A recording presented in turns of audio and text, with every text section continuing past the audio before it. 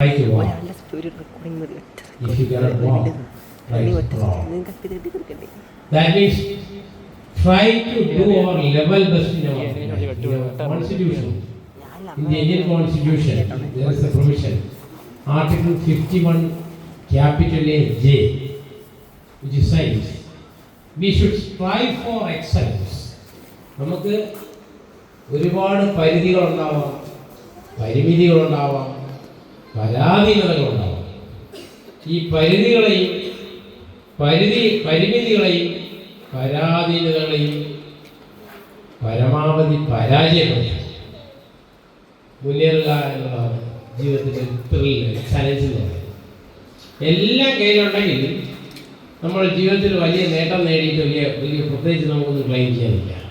പക്ഷേ സീറോയിൽ നിന്ന് ഒരു പക്ഷേ മൈനസിൽ നിന്ന് ഉയരുമ്പോഴാണ് ആ ഉയർച്ചയുടെ വളർച്ച, ഉയർച്ചയുടെ കയറ്റം, ഉയർച്ചയുടെ വലിപ്പം കൂടുന്നു. ഞാൻ പറയാൻ കാരണം നമ്മുടെ കുട്ടികളിൽ ഒരുപാട് പരിമിതികളുണ്ടാവും, പക്ഷേ അവരിൽ ചില നേട്ടങ്ങളുണ്ടാവാം, ചില മേന്മകളുണ്ടാവും. ഒരു കഥ പറഞ്ഞുകൊണ്ട് തുടങ്ങാമെന്ന് വിചാരിക്കും. ഒരു രാജ്യത്ത് സാധാരണ സ്കൂളിൽ പഠിക്കാൻ വന്ന ഒരു കുട്ടിയുടെ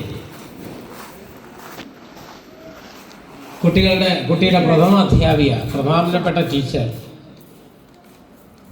വീട്ടിലേക്ക് കൊടുക്കാനായി സീൽഡ് കവറിൽ ഒരു കത്ത് കൊടുത്തു. അമ്മയ്ക്ക് കൊടുക്കാൻ, അമ്മയ്ക്ക് അഡ്രസ്സ് ചെയ്തിട്ടാണ് കൊടുത്തിരിക്കുന്നത്. PTA രജിസ്റ്ററിൽ നിന്ന് അമ്മയുടെ പേരെടുത്ത് അഡ്രസ്സ് എടുത്ത് അതിലൊരു കത്ത് എഴുതി കുട്ടിയുടെ തന്നെ സീൽ ചെയ്ത് കൊടുത്തു വിട്ടു. അമ്മ ആ കത്ത് പൊട്ടിച്ച് വായിച്ചു. കുട്ടി സ്കൂളിൽ നിന്ന് വന്നപ്പോൾ തിരിച്ചു കൊണ്ട് അമ്മയെ കൊടുത്തു. അമ്മ കുട്ടി അപ്പോൾ കത്ത് പൊട്ടിച്ച് വായിച്ചു. കുട്ടി കണ്ടില്ല. അമ്മയുടെ കണ്ണിൽ കണ്ണുനീർ. അപ്പോൾ കുട്ടി ചോദിച്ചു, എന്തമ്മയൊക്കെ അമ്മ കരയുന്നത് എന്താണ്, കണ്ണ് നിറഞ്ഞിരിക്കുന്നത് എന്താണെന്ന് ചോദിച്ചു. സന്തോഷം കൊണ്ടാണോ മോനെയെന്ന് പറഞ്ഞു. സന്തോഷം കൊണ്ടാണോ മോനെയെന്ന് പറഞ്ഞു. സ്കൂളിലെ കുട്ടിയാണ്. കുട്ടിക്ക് മനസ്സിലായില്ല അതിൻ്റെ അർത്ഥം. എന്താ അതിൽ എഴുതിക്കുന്ന അമ്മയെന്ന് ചോദിച്ചു. അപ്പോൾ നിന്നെക്കുറിച്ച് വളരെ നല്ല വാക്കുകളാണ് അതിനകത്ത് എഴുതിയിരിക്കുന്നത്. നീ ശരിക്കും പറഞ്ഞാൽ സ്കൂളിൽ പോലും പോകേണ്ട കാര്യമില്ല, നിനക്ക് എല്ലാം അറിയാം. ഇൻബിൽറ്റായി, ഇൻസ്റ്റിങ്റ്റായി, ഇൻഹറൻ്റായി നിന്നിലെല്ലാം ഉണ്ട്. നീ പ്രത്യേകിച്ച് സ്കൂളിൽ അഭ്യസിക്കേണ്ട കാര്യമില്ല. അമ്മ തന്നെ വേണ്ട ഗൈഡൻസ് കൊടുത്താലും കുട്ടി വളരും എന്നാണ് അതിൽ എഴുതിക്കുന്നത് മോനെ എന്ന് പറഞ്ഞ് അമ്മ ആ കത്ത് പഴയതുപോലെ ഒട്ടിച്ച് സീൽ ചെയ്ത് അലമാരയിൽ വെച്ചു. അതിനെ തുടർന്ന് അമ്മ ആ കുട്ടിക്ക് വീട്ടിലിരുന്ന് ശിക്ഷണം നൽകി, വിദ്യാഭ്യാസം നൽകി. ആ കുട്ടി വളർന്നു. പിൽക്കാലത്ത് നിങ്ങളും ഞാനും ഇപ്പോൾ പരസ്പരം കണ്ടുകൊണ്ടിരിക്കുന്ന ഈ ഇലക്ട്രിക് ബൾബ് കണ്ടുപിടിച്ച തോമസ് ആൽവാ എഡിസന്റെ കഥയാണ് ഞാൻ നിങ്ങളുടെ മുമ്പിൽ അവതരിപ്പിച്ചത്. ഒരു കാര്യം ശ്രദ്ധിക്കുക. ആ കുട്ടിയുടെ കത്തിൻ്റെ ഉള്ളടക്കം നിങ്ങൾ ശ്രദ്ധിക്കണം. ഈ കുട്ടിക്ക് കഴിവ് കെട്ടാനാണ്. ഈ കുട്ടി സ്കൂളിൽ പഠിച്ചാൽ മറ്റു കുട്ടികൾ കൂടെ ഇല്ലാതാകും എന്നുള്ള മെസ്സേജായിരുന്നു ആ അധ്യാപകൻ അല്ലെങ്കിൽ പ്രഥമാധ്യാപകൻ എഴുതി കൊടുത്തിട്ടത്. ഞാൻ പറഞ്ഞ അമ്മ അതിനെ അവതരിപ്പിച്ച രീതിയാണ് that very important. Note on feature. അതാണ് ഇന്നത്തെ അമ്മയുടെ കാര്യം നമ്മുടെ ചെയർമാൻ എടുത്തെടുത്ത് പറഞ്ഞു അമ്മയുടെ പ്രാധാന്യം. അതുകൊണ്ടാണ് അത് കേട്ടപ്പോൾ എനിക്ക് പെട്ടെന്ന് ഓർമ്മ വന്നു. അപ്പം ഞാൻ പറഞ്ഞത് ഇതാണ് അമ്മ എന്ന് പറയുന്നത്. ഇങ്ങനെയുള്ള അമ്മമാരുണ്ടെങ്കിൽ അമ്മമാരുടെ പ്രത്യേകത അതിലേക്ക് കൂടുതൽ കടക്കുന്നില്ല. ഇനി വരുന്നവർ സംസാരിക്കുന്നുണ്ടാവും. ഇത് വിമൻസ് ഡേ ആണ്, ഇൻ്റർനാഷണൽ വിമൻസ് ഡേ ആണ്, അന്താരാഷ്ട്ര വനിതാ ദിനമാണ് മാർച്ച് 8. അതിൻ്റെ പ്രാധാന്യം ഇനി ആളുകൾ പറയുന്നുണ്ടാവും. അതുകൊണ്ട് ഞാൻ അതിലേക്ക് കിടക്കുന്നില്ല. പിന്നെ ഈ സ്കൂളിനെ കുറിച്ച് 2 വാക്ക്. ഇതിനകത്ത് വന്ന് കയറിയപ്പോൾ തന്നെ ഞാൻ ഈ നോട്ടീസ് കണ്ടപ്പോൾ ട്രാൻസ്ഫോറ എന്നുണ്ടാകും. ട്രാൻസ്ഫർ ഹോറ, പ്രഭാവലയം പകരുക എന്നുള്ള ആശയമാണ് ഇതിന് പേരിടാൻ, ഇതിന് നാമകരണത്തിന് നിദാനമായത് ആ പ്രയോഗമാണ് ട്രാൻസ്ഫോറ. അപ്പം ഞാൻ എന്നെ ക്ഷണിക്കാൻ വന്നപ്പോൾ അവർക്ക് ചോദിക്കുകയും ചെയ്തു. എൻ്റെ ഒരു ബന്ധുവും കൂടെയാണ് മണക്കാട് പത്മനാഭൻ സാർ, അദ്ദേഹം കൂടെ ഉണ്ടായിരുന്നു. അപ്പം അദ്ദേഹം ശരിക്കും പറഞ്ഞാൽ സമയക്കുറവിലും അദ്ദേഹം വിളിച്ചാൽ എനിക്ക് വരാതിരിക്കാൻ പറ്റില്ല. ഇവിടെ എല്ലാം വളരെ ദൂരെയായാലും പോകാതിരിക്കാൻ എന്നുള്ളതല്ല. ഞങ്ങൾ വ്യക്തിബന്ധം കൂടെ ഉണ്ട് അദ്ദേഹത്തിൻ്റെ കുടുംബവുമായി. ഞങ്ങൾ ബന്ധുക്കളും കൂടെയാണ്, എൻ്റെ വൈഫിൻ്റെയും കൂടെ ബന്ധുവാണ്. അപ്പം ഞാൻ പറഞ്ഞത് അപ്പോൾ ഈ പ്രഭാവലയത്തിൻ്റെ കാര്യം പറയാം. പ്രഭാവലയം കൈമാറുക എന്നുള്ള ആശയമാണെന്ന് പറഞ്ഞു. തീർച്ചയായിട്ടും അപ്പം ഞാൻ ഈ സ്കൂളിലെങ്ങനെ ഈ പ്രഭാവലയം എന്നാണ്. പക്ഷെ ഇതിനകത്ത് കടന്നു വന്നപ്പോൾ തന്നെ ഈ ആ ഗേറ്റ് കടന്നപ്പോൾ തന്നെ ഒരു special feature, special quality, special something I felt. അത് മുന്നോട്ട് തിരിച്ചറിയുന്നുണ്ടാവുന്നില്ല. എന്താണെന്ന് എനിക്കറിയാം, ഒരു സ്പെഷ്യാലിറ്റി ഐ ഫീൽ. പിന്നെ ഇവിടുത്തെ ആ രീതികൾ, ചടങ്ങുകൾ, ക്വയറ്റ് ഡിസ്റ്റിങ്ക്ട് ഫ്രം ഒരുപാട് വേദികൾ കണ്ട കണ്ണുകളെന്നാണ് എനിക്ക് പറയുക.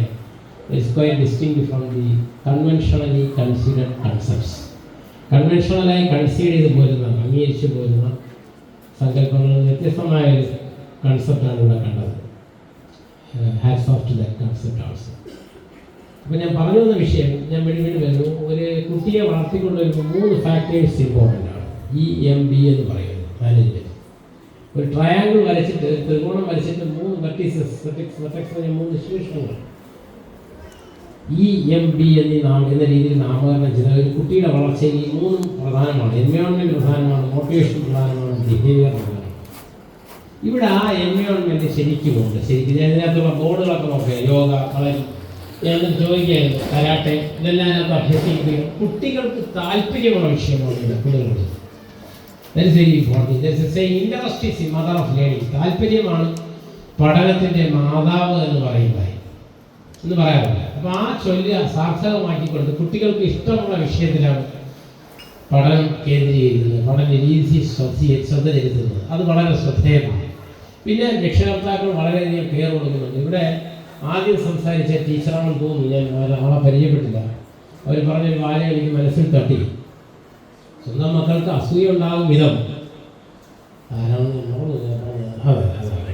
സ്വന്തം മക്കൾക്ക് അസൂയ ഉണ്ടാകും വിധം കുട്ടികളെ നെഞ്ചോട് ചേർത്ത് സ്വന്തം മക്കളെ പോലെ കരുതുന്ന രക്ഷകർത്താക്കൾ, അധ്യാപകർ. അപ്പം രണ്ടാമത്തെ അമ്മയാണ്, അല്ലെങ്കിൽ രണ്ടാമത്തെ രക്ഷകർത്താവിൻ്റെ സ്ഥാനമാണ് ഇവിടുത്തെ ടീച്ചർമാർക്ക് കുട്ടികൾ കൽപ്പിക്കുന്നത്. അത് വളരെ പ്രത്യേകതയാണ്, തീർച്ചയായിട്ടും പ്രധാനമാണ്. അതും എടുത്തു പറയാൻ പറ്റും. ഇത് ഈ സ്കൂളിൻ്റെ എൻവയോൺമെൻറ്റ് രണ്ടാമത്തെ ഫാക്ടറാണ്. പിന്നെ മോട്ടിവേഷൻ എന്ന് പറഞ്ഞാൽ ഇതുപോലുള്ള പരിപാടികൾ, ഇതുപോലുള്ള ഐഡിയാസ്, ഈ പറഞ്ഞ പോലെ കടന്നു പോകുന്ന കുട്ടികൾ ഇവിടെ നിന്ന് ആർജിച്ച പ്രകാശം, ഇവിടെ നിന്ന് ആർജിച്ച പ്രഭാവലയം, അതാണ് ഓറയുടെ മലയാളമാണ് പ്രഭാവലയം, മറ്റുള്ളവരേക്ക് പകരുന്ന ഈ പ്രഭാവലയം എന്ന് പറഞ്ഞാൽ ഇവിടെ അതുപോലെ തന്നെ സ്കൂൾ ആന്തം കേട്ടു. സ്കൂൾ ആന്തത്തിന് ചില സവിശേഷതകളുണ്ടായിരുന്നു. എന്താ സാർ, നമ്മുടെ സർവേപ്പള്ളി രാധാകൃഷ്ണൻ, നമ്മുടെ ആദ്യത്തെ വൈസ് പ്രസിഡന്റ്, അദ്ദേഹം വിഭാവനം ചെയ്ത വസുദൈവ കുടുംബകം എന്ന ആശയം അതിനകത്ത് കൊണ്ടുവരുന്നുണ്ട്. അതിനകത്ത് ആ വരികൾക്കിടയിൽ കടന്നു വരുന്നതാണ് വസുദൈവ കുടുംബകം എന്ന ആശയം. പിന്നെ സൂര്യനിൽ നിന്ന് ലഭിക്കുന്ന ഊർജം ഇവിടെ നമ്മൾ അതിനെ പ്രതിദാനം ചെയ്യുന്നതായിട്ട് ആശയം അതിനകത്തുണ്ട്. അപ്പോൾ എന്തായാലും പകർന്നു കൊടുത്താൽ കൃത്യമായി പകരപ്പെടുന്ന ഒരേ ഒരു ഭൂതം, പഞ്ചഭൂതങ്ങളിൽ ഏറ്റവും ശ്രദ്ധേയമായ ഭൂതം എന്ന് പറയുന്ന അഗ്നിയാണ്. മാത്രമല്ല അതിന് പ്രത്യേകതയുണ്ട്, മറ്റു ഭൂതങ്ങളെക്കാൾ വ്യത്യസ്തമായ പ്രത്യേകത എന്ന് പറഞ്ഞാൽ ശുദ്ധീകരിക്കാൻ അതിന് കഴിയും. സംസ്കരിക്കുക എന്ന് പറഞ്ഞാൽ കുറെ കൂടെ നല്ല ഭാഷ, ശുദ്ധീകരിക്കുക എന്നുള്ളതിനേക്കാൾ. ഏതിനെയും കത്തിച്ച് കഴിയുമ്പോഴാണ് ശുദ്ധമാകുന്നതാണ്. സംസ്കരിക്കുക എന്നുള്ളത്, ശവത്തിനെ പോലും സംസ്കരിക്കുക എന്നാണ് പറയുന്നത്. ചാണകം പോലും വറളിയാക്കി കത്തിച്ച് കഴിഞ്ഞാൽ അത് വിഭൂതിയാവുകയാണ്, ഭസ്മമായി മാറുകയാണ്, അത് ശുദ്ധിയുടെ പ്രതീകമായി മാറുകയാണ്. അങ്ങനെ എല്ലാത്തിനെയും ശുദ്ധീകരിക്കാൻ കഴിയുന്ന ഒരു സവിശേഷതയോടെ അഗ്നിക്കുണ്ട്. പകർന്നാൽ എത്ര വേണമെങ്കിലും പടർന്നു കയറും. അതാണ് അതിൻ്റെ പ്രത്യേകത. പ്രത്യേകിച്ച് വേറെ ഒന്നും വേണ്ട. അതും എന്താ നമ്മുടെ പ്രാർത്ഥനാ ഗാനത്തിൻ്റെ ഗാനശകലങ്ങൾക്കിടയിൽ വായിച്ചെടുക്കാനായി ഞാൻ പറഞ്ഞു വന്ന ആശയം. ആ പ്രഭ ഇവിടുന്ന് ആർജിച്ചെടുത്ത ആ പ്രഭാവലയം, ആ അറിവിൻ്റെ ആ വലയം, അത് വരും തലമുറയിലേക്ക്, കുഞ്ഞുങ്ങളിലേക്ക് പകരാനാണ് നമ്മൾ ഈ ഉദ്യമത്തിലൂടെ ശ്രമിച്ചത്. ഇതൊരു സിംബോളിക്കാണ്, പ്രതീകാത്മകമാണ് എന്ന് കരുതുന്നവരുണ്ടാവും. അങ്ങനെ ആയിക്കോട്ടെ, പ്രതീകാത്മകമായിട്ട് കണ്ടുകൊണ്ട് എന്തായാലും ഈ ജ്വാല, ഈ പ്രഭ, ഈ അറിവിൻ്റെ